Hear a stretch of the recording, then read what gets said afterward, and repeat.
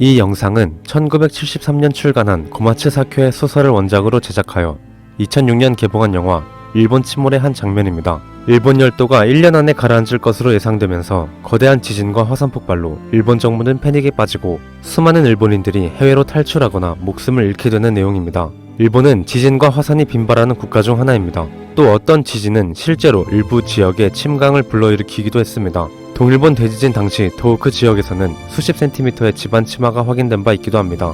일본이 침몰한다는 이야기는 대중에 널리 퍼져 있는 이야기이기도 합니다. 그렇다면 실제로 일본 열도가 침몰하고 있을까요? 오늘은 대륙이동설이 어떻게 등장했는지, 또 이로 인하여 지질학이 어떻게 발전했는지, 그래서 결국 일본 열도는 어떻게 되는 것인지에 대하여 알아보는 시간을 가져보도록 하겠습니다. 과거로부터 땅이 움직였을 것이라는 사실은 여러 단층의 형태와 지진의 발생 등으로 유추되어 오고 있었습니다. 또한 대서양 양쪽에서 같은 화석이 발견된다는 것이나 인도, 호주, 남극에서 같은 화석이 발견된다는 점에서 최소한 대륙이 과거에는 현재와 다른 형태였을 것이고 이들은 연결되어 있었을 것이라는 생각에 다다를 수 있었습니다.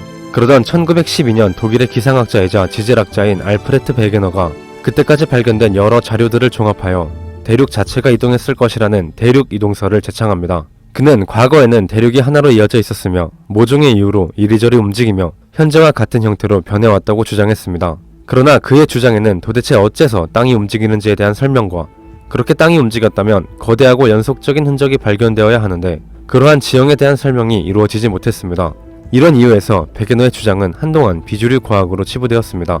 그렇게 시간이 흘러 제2차 세계대전이 진행되면서 해저 탐사 기술이 발전하였고 전후 1950년대부터 본격적인 해저 탐사가 이루어졌습니다. 이때 연구자들은 지금까지 생각했던 해저의 모습과 실제 모습이 너무나도 달랐다는 것을 깨달았으며 특히 대서양의 중앙을 가로지르는 거대한 산맥이나 태평양 주위에 형성된 거대한 해구들을 발견하면서 해저의 지각에서 무언가 커다란 변화가 꾸준히 발생하고 있다는 사실을 알게 되었습니다. 이러한 연구가 진행되면서 지구에서의 화산과 지진 등의 지질 활동은 사실 매우 비균질적으로 어느 지역들에 몰려 발생하며 이들이 발생하는 위치가 곧 해저나 육상의 산맥이나 해구들의 위치와 일치한다는 것을 확인할 수 있었습니다. 그리고 결정적으로 대서양 중앙해령이 확장하고 있다는 사실이 알려졌으며 마찬가지로 일본과 뉴질랜드 등 서태평양의 해구에서는 섭입이 발생하고 있다는 사실이 밝혀졌습니다. 즉 지각 자체가 일종의 순환을 하고 있다는 것이었습니다. 그리고 점차 지구 전체에 걸쳐 여러 경계면들이 존재한다는 사실이 쏙쏙 드러나면서 결국 베게너의 대륙이동설이 판구조론으로 발전할 수 있었습니다. 판구조론은 지구에서 벌어지는 거의 모든 지질 현상과 지형을 설명해냈습니다. 대부분의 지진과 화산이 판의 경계에서 발생하며 이 경계에서 대륙이 생성되거나 소멸한다는 것은 이제 명확히 확인된 사실이 되었습니다. 소설 일본 침몰은 이러한 학설이 한창 발전할 때 쓰여진 소설입니다. 이 시기 일본 열도가 약 2000만 년 전에 동아시아에서 떨어져 나왔다는 것이 밝혀질 때쯤이며 아직 일본 열도의 자세한 역사가 연구되기 전이었기에 작가의 상상력이 최대한 가미된 작품이라고 할 수 있습니다. 현대의 지질 연구에 따르면 지각은 10여 개의 주요 판과 많은 수의 군소 판들로 이루어져 있으며 이 판들은 크게 대륙판과 해양판으로 나눌 수 있습니다. 대륙판은 해양판에 비해서 밀도가 낮고 두께가 두꺼운 편이며 해양판은 그 반대의 경향을 보입니다. 그러므로 밀도가 서로 다른 대륙판과 해양판이 부딪힐 경우 밀도가 높은 해양지각은 멘틀로 섭입하며 반대로 밀도가 낮은 대륙판은 해양판 위에 떠있게 됩니다. 해양판이 대륙판을 끌고 들어가다가 이러한 응력이 해소되며 나타나는 것이 동일본 대지진과 같은 해구 지진이며 동일본 대지진과 비슷한 지진으로는 도카이 대지진, 도난카이 대지진, 난카이 대지진이 있습니다.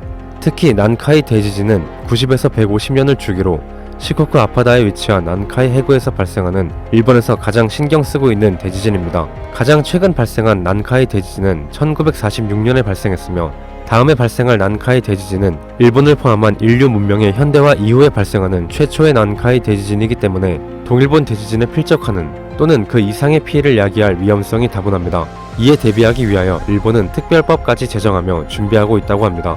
지금까지 살펴본 내용을 종합해보면 일본 열도가 위치해 있는 북아메리카판과 유라시아판은 대륙판이기 때문에 이들은 해양판과 마찰을 일으키며 큰 지진을 유발하지만 결코 맨틀 아래로 침강하지는 않기 때문에 결론적으로 일본 열도 자체가 침몰하는 일은 일어나지 않는다는 것을 알 수 있습니다. 사실 지진은 지구뿐만 아니라 내부 구조가 충분히 발달한 암석형 행성과 위성에서도 발생합니다.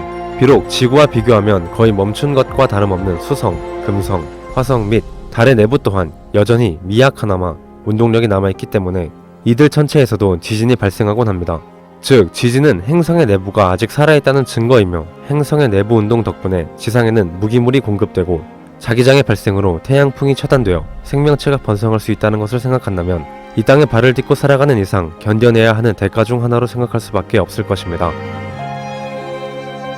이렇게 총 3편에 걸쳐서 동일본 대지진에 대한 내용을 들여다보았습니다. 지진과 화산은 아직 인류가 어떻게 예측하거나 방어할 수 있는 자연재해가 아니지만 행성 규모의 물질순환의 필연적인 산물이라는 것을 알 수 있었습니다. 이러한 대지진의 경험과 희생이 헛되지 않고 인류의 행성에 대한 이해에 도움이 되어 재난 피해를 줄여나갈 수 있기를 바라며 앞으로도 계속해서 흥미로운 과학 이야기를 만날 수 있는 영상을 준비하도록 하겠습니다. 감사합니다. 웨더노트였습니다.